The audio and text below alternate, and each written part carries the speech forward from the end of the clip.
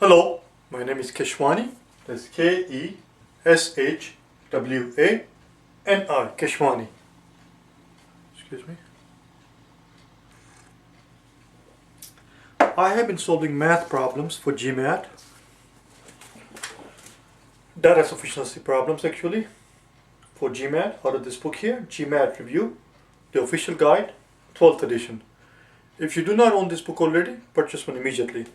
This is the book that you want to use to practice the real thing, as I always say in all of my clips. The problem that I'm about to solve is the one that you're going to find on page number 274, data sufficiency problem number 16. Let's take a look at it. Number 16. The question is very straightforward in this number 16. They're simply asking you, is x an integer? They're asking you, is x a whole number?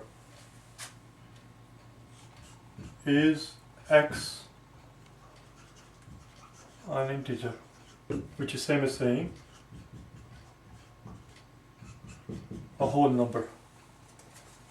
Cannot be 3.4 or 3 and a quarter or 3 and 5/8. Has to be a whole number. That's the question here. Well, let's look at the first statement. Before we actually analyze the first statement, since this is a data sufficiency problem, always get in the habit of writing AD, BCE. AD, BCE. I know it sounds silly, but it works.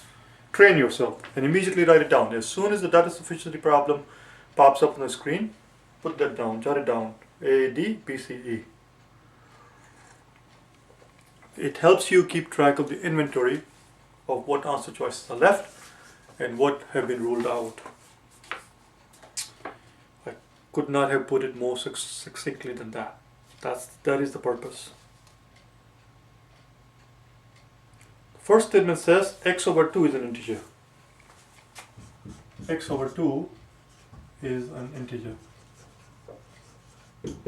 Well, if some number divided by 2, when you take dividing something by 2 means taking half of something.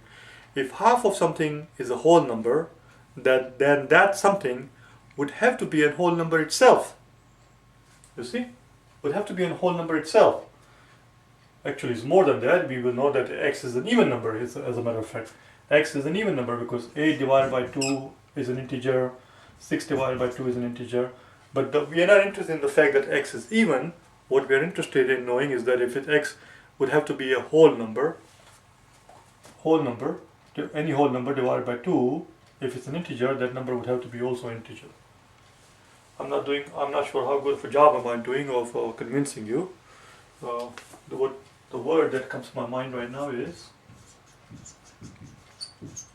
cogent. Look it up again, as I always say, look it up. Don't go by what I just said. You must have a decent dictionary. At this point in life, at this point in your life, you must own a decent dictionary. I am surprised to find so many people these days who simply do not own a paper dictionary. Or they have a lousy dictionary, or they use the electronic dictionary, a toy. Have a proper paper dictionary and get in the habit of opening it up and learning a new word. When you come across a new word, learn the bloody thing properly. I'm digressing here big time. What does the word cogent mean? Cogent means to be persuasive, to be convincing, to be persuasive, as I said. And what will be a noun of cogent? Understand what I mean by a noun? For example, if I say he is a clever boy, well, he is a clever boy. What will be a noun of clever? You would say that he has cleverness. So if you're making a cogent argument, a convincing argument, a persuasive argument, my question is, what's the noun of cogent? Any idea?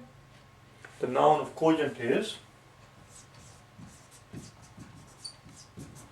I'm really not sure how far down actually you can read in the camera. I'm going to put it up here. Cogency is a noun of cogent. If you're being cogent, you have cogency. Anyway, enough of that. I'm not sure how cogent I was here in persuading you that that x would have to be an integer. If some number divided by 2 is an integer, then that some number would have to be an integer. I don't know how else to explain that thing. Because if you divide something by 2, you're taking half of it. If half of something is a whole number, the thing that you're starting out with has to be a whole number. Simple as that. So the first statement by itself does work. Let's look at the second statement. The first statement by itself works. That tells me that the answer cannot be B, C, or E. That was the whole point of writing this thing. 2 times x is an integer. 2 times x is an integer. Does that mean that x is an integer? Does it mean if 2 times some number is a whole number, does it mean that the number itself has to be a whole number? Well, let's see. For example, 2 times 1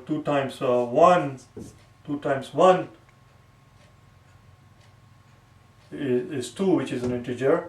2 times 2 is an integer. 2 times 2 is an integer. Does it mean that x has to be an integer? If 2 times some amount is a whole number, does it mean that x would have to be a whole number? If in your haste you end up saying that yes, if 2 times some amount is a whole number, then that some amount has to be a whole number, slow down. Because what happens if x is, of course, if x were 2/3, then 2/3 times 2 would not be an integer, but we are told that 2 times x is an integer. There is one fraction where 2 times that fraction would be a whole number, which is half. 2 times half is an integer. As you can see, this statement by itself does not tell us for sure whether or not x is an integer. X could be an integer. X could be, as I said before, x could be half, or x could be 2, or x could be 3. X cannot be any other fraction. X cannot be any other fraction, but it can be half. Do you understand? So we do not know if it's half or some whole number. It could be. So what this tells me, what this part tells me, 2x is an integer. What it tells me is that x is either an integer or x equals half. Both of those scenarios are possible, and therefore I cannot answer this question. Is x an integer? I don't know. It depends on what x is.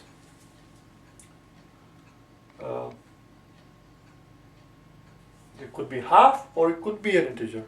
It could be either of them. So we cannot answer this question with certainty. Second statement is no good. It doesn't do the job. The answer is A. That's all.